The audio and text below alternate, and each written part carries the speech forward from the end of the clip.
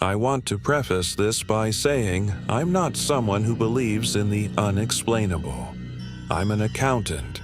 I deal in numbers, in logic, in things that can be verified and cross-checked and filed away neatly into columns. I have never in my life lost sleep over a ghost story. I've never called a psychic. I've never walked into a room and felt a presence. I say this because I need you to understand. What I'm about to tell you changed that, and I spent 2 years trying to find another explanation. I haven't found one. I moved to the city in the spring, about 3 years ago now. The apartment was small, but it had good light, and the rent was manageable, and it was mine, which was all that mattered at the time. 4th floor, corner unit. The kind of building where everyone keeps to themselves, and that suits everyone just fine. Across the street was an older building, 6 floors. Brick facade going gray at the edges. The kind of building that had probably been beautiful once and had simply decided to stop trying. The window directly across from mine, same floor, almost perfectly aligned, had a chair in it. And in that chair, most mornings sat a woman. I noticed her the first week. You couldn't not notice her. She was always there at the same time, 7 o'clock, give or take a minute or two. Gray hair, neatly kept, a dark cardigan, the kind with small buttons up the front. Hands folded in her lap, like she was waiting for something, or had simply made peace with waiting. She never had a book, never a phone, never a cup of coffee. She just sat and watched the street below. And occasionally, she watched me. The first time our eyes met, I felt a flicker of awkwardness, the way you do when you're caught looking at a stranger. I raised my hand, half apology, half greeting. She raised hers back, and that was how it started. For almost a year, that small exchange was part of my morning. I'd zip up my coat, grab my bag, open the door, and before heading down the stairs, I'd glance across the street. If she was there, I'd wave. She'd wave back. 30 seconds, maybe less. Then we'd both get on with our days. I didn't know her name. I didn't know anything about her, but there was something grounding about it. Something that made the city feel less anonymous. In a place where people move past each other like ghosts, this woman always saw me. Looking back, I find that detail unbearable. It was early November when I first noticed the mail. A small pile building up near the door of her building. Catalogs mostly. A padded envelope. A birthday card in a yellow envelope that sat on top of the pile for almost 2 weeks, going soft at the corners in the morning damp. I watched it accumulate for a few days, thinking maybe she'd gone to visit family or was unwell. Then, one Tuesday morning, I crossed the street. I rang the bell for her unit. No answer. I rang again. Nothing. An older man was leaving the building just then and held the door. I asked him if he knew the woman on the 4th floor, the one who sat by the window. He looked at me for a moment. Then he said to try the unit next to hers, that her grandson had been coming by to deal with things. I knocked. The man who answered was in his mid-30s, with the hollowed-out look of someone who hasn't been sleeping.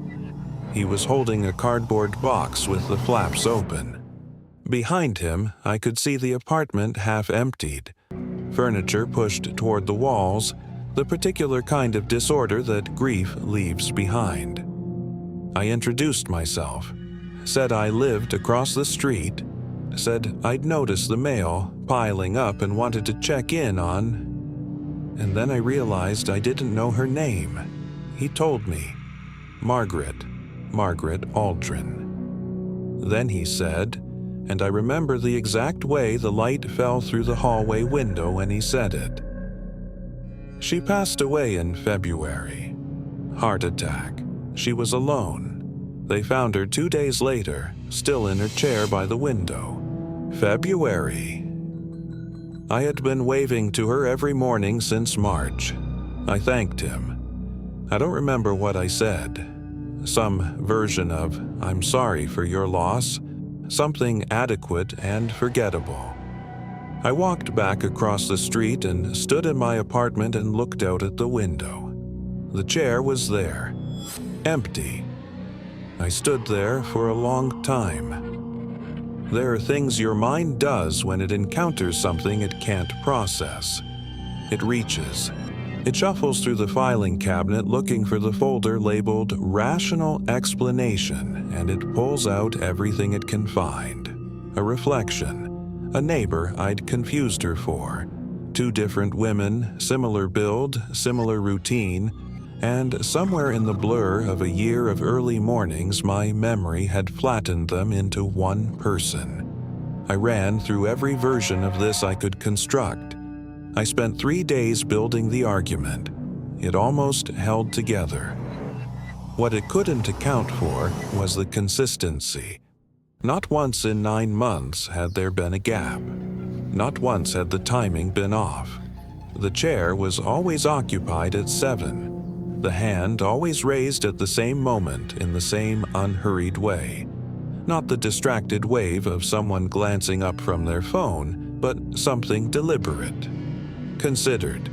Like she had been expecting me and was simply confirming that yes, I had arrived, and yes, she had seen me. You don't confuse that. Not for 9 months. I didn't sleep well that week. I kept coming back to something the grandson had said without meaning to say anything at all. Still in her chair by the window, as if that detail were unremarkable, as if it were simply where she belonged. I thought about all the mornings I'd waved, all the mornings she'd waved back. I thought about what it meant that she'd been there, in that chair, the morning they found her. And I thought about the fact that whatever I had been waving to, it had kept her schedule. It had kept her routine. Every single morning, without exception, for 9 months. It knew when I left for work. On the 7th morning after I spoke to the grandson, I stood at my door at 6:58. I had already decided I wasn't going to look. I was going to walk down the stairs, step outside, turn left, and go to work. I was going to be a person who didn't look. I looked. She was there. Same chair, same cardigan, same folded hands, and for a moment, just a moment, I felt the old reflex rise up in me. The comfort of the routine, the impulse to raise my hand. I didn't, and she didn't either. She just looked at me, steady and still and completely without expression, and then, slowly, with the unhurried deliberateness of someone who has all the time in the world, she turned her head. Away from me, away from the street, toward my window, my apartment, the chair I sit in every morning by the glass. She looked at it for a long moment. Then she looked back at me. I moved out 23 days later, broke my lease, paid the penalty, didn't tell my landlord why because there was nothing to tell that wouldn't sound like a reason to be concerned about my mental health. I haven't thought of a satisfying explanation in 2 years. I live somewhere else now. Different city, different building, higher floor. I don't have a chair by the window, but I have a routine. Coffee, coat, bag, door. And some mornings, not every morning, but some, I catch myself glancing across at the building opposite before I leave. Out of habit, out of something older than habit. I haven't seen anything. Not yet. But I've started to wonder about the people across from me. Whether they have their own routines. Whether they look up at a certain time each morning. Whether they wave. And whether whatever waves back is still there. If you found this story, you were probably awake when you shouldn't be. That's all right. So was I when I first heard it. Subscribe if you want more. I'll be here, same time every week. And hey, try not to think about your windows tonight.